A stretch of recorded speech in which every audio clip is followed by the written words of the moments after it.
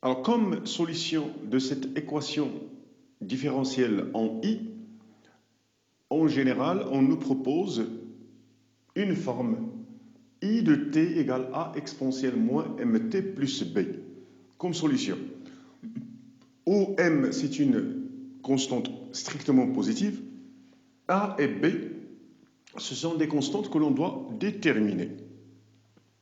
Et pour les déterminer, on procède de la même façon que lorsqu'il s'agissait d'un circuit RC.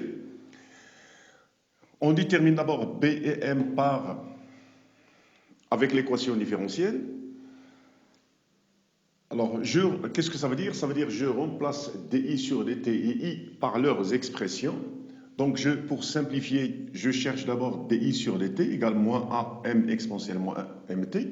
Je remplace dI sur dt par son expression et I sur τ par son expression égale E sur L. Alors, je rassemble les termes variables en fonction du temps. J'obtiens et je mets A exponentiellement mt en facteur de 1 sur τ moins m plus b sur τ égale E sur L. À ce niveau, alors je vais continuer ainsi. Je vais dire que cette expression, elle est valable, elle est vraie, quel que soit t après la fermeture du circuit, ça veut dire quel que soit t supérieur à 0. Et ça veut dire que je peux, dans cette expression, donner à t n'importe quelle valeur t supérieure à 0. Cette expression doit être valable. Alors, je vais choisir un t, pour simplifier, je vais choisir un t tendant vers plus l'infini. Ça veut dire les valeurs de t très élevées. Alors, mathématiquement, ça donne limite de l'exponentielle moins mt quand t tend vers plus l'infini égale 0. Donc, b sur τ doit être égal à E sur L, parce que ce terme, lorsque t tend vers plus l'infini, exponentielle elle est nulle, donc ce terme il est nul. Il reste b sur τ égale E sur L. Donc j'obtiens l'expression de b égale E sur L fois τ, ça veut dire fois L sur RT, donc b égale E sur RT. Ensuite, alors puisque b sur τ est égal à E, b sur τ égale E sur L, ça veut dire que, quel que soit t, cette expression doit être égale à 0. Donc, dans cette expression, A ne peut pas être nul, exponentielle ne peut pas être toujours nulle, elle est nulle seulement lorsque t tend vers plus l'infini. Donc, il reste 1 sur τ moins m égale 0, ça veut dire que c'est ce terme qui peut être toujours nul. 1 sur τ moins m égale 0, donc m égale à 1 sur τ. Ensuite, on va passer à la détermination de A par les conditions initiales. Alors, nous avons vu au cours de l'animation précédente que le courant, c'est une fonction continue. Donc, à l'instant t égale 0, puisque le circuit il était ouvert, I était égal à 0. Donc, au moment de la fermeture du circuit, I doit être égal à 0 par continuité du courant. Donc, j'écris ici l'intensité du courant dans un circuit comportant une bobine est une fonction continue, elle est continue du temps, ce qui impose que à t égale à 0, I de 0 égale à 0. Alors, cette expression, I de 0 égale à 0, il est obtenu par continuité de I de t.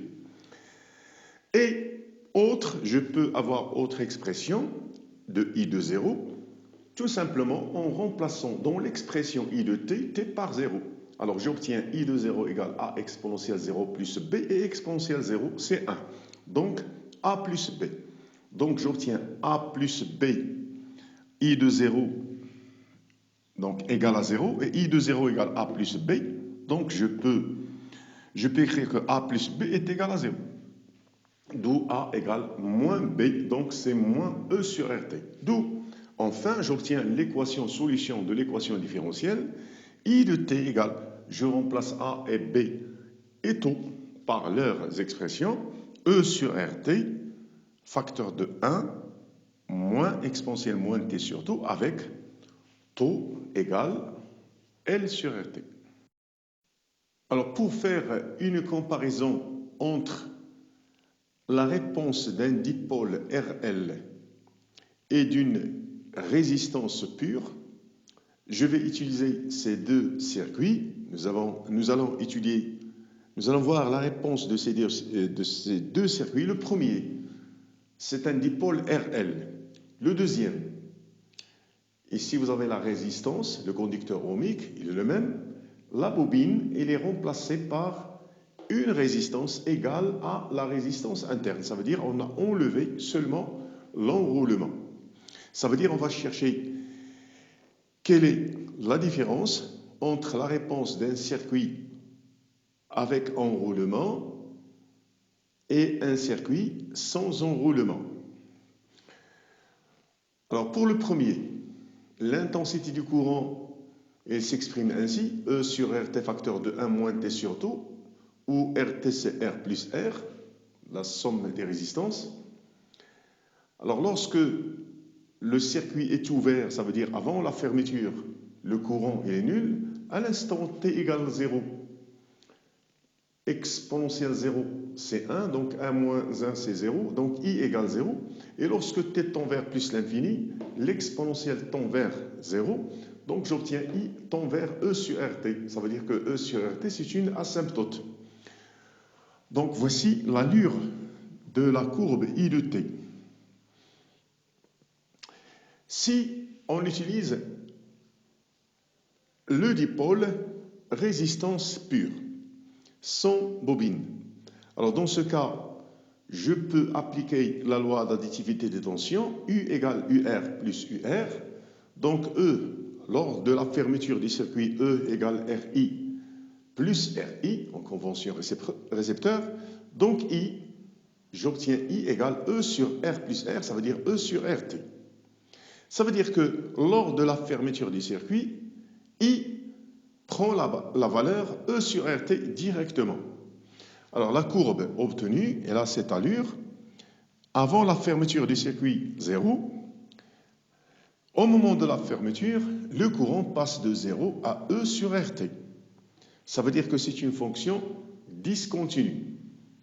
C'est un échelon de courant. C'est un courant qui passe directement de 0 à d'une valeur nulle à une valeur non nulle. Alors observons que, voici la différence. Celui ici, le courant passe directement à la valeur E sur RT. Ici, avec bobine, il y a un certain retard nécessaire pour le courant pour passer de 0 à E sur RT. Ça veut dire que la bobine, quel est son rôle? On peut dire qu'elle retarde l'établissement du courant. Au lieu que le courant s'établisse à t égale 0, on doit attendre un certain moment. Donc il y a un certain retard pour que le courant s'établisse. Et j'écris ici, tout se passe, ça veut dire ce qui se passe dans ce circuit, comme si la bobine s'opposait à l'établissement du courant. Ça veut dire que la bobine retarde le courant. Par contre, lorsqu'il s'agit d'une résistance, le courant passe directement de sa valeur nulle à sa valeur en régime permanent. Alors nous avons un circuit contenant un générateur de tension 9 volts, un interrupteur.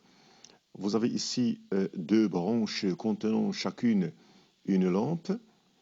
Ce sont deux lampes identiques, deux résistances, deux conducteurs ohmiques de 10 ohms, ils sont identiques.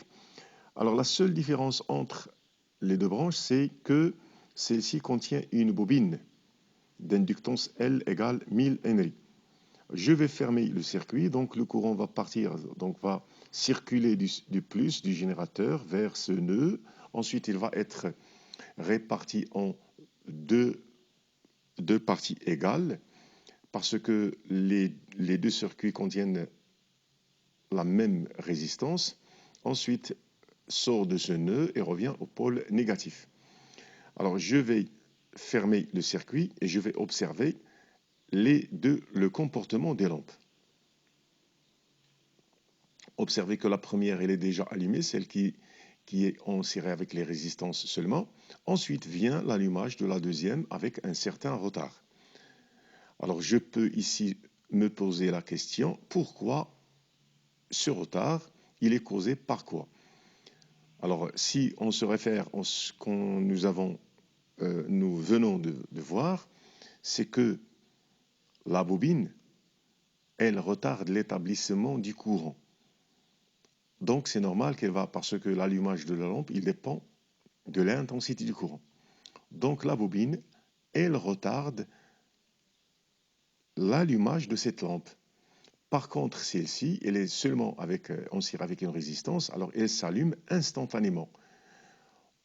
Donc, la bobine s'oppose à l'établissement du courant, ou bien je peux dire qu'elle s'oppose à l'allumage de la lampe. Donc, je répète, observez les deux.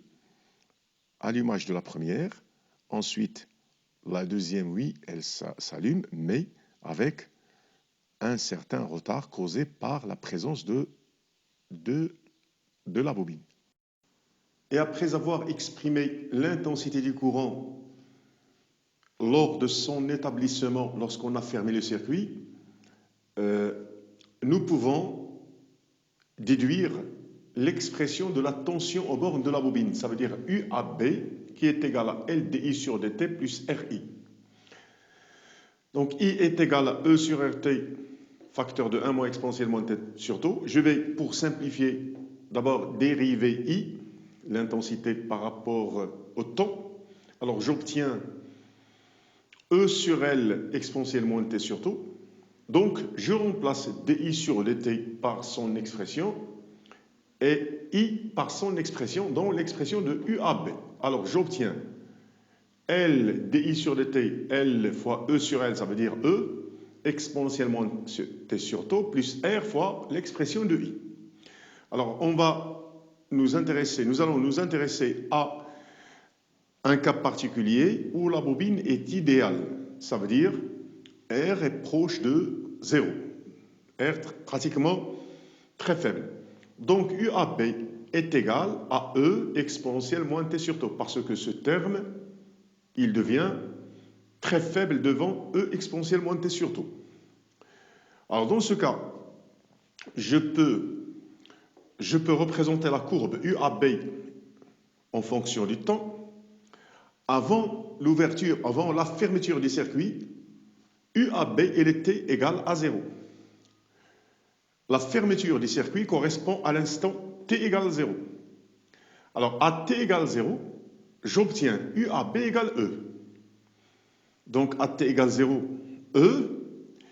Et après, lorsque t tend vers plus l'infini, UAB tend vers, parce que l'exponentiel il tend vers 0, donc UAB va tendre vers 0. Alors, observez ici la discontinuité de la tension UAB, c'est ce qu'on a vu au cours des animations précédentes. Nous avons parlé de la continuité de l'intensité du courant et de la discontinuité de la tension aux bornes de la bobine lors de l'établissement du courant. La discontinuité, ça veut dire que la tension, elle passe d'une valeur nulle à une valeur non nulle instantanément.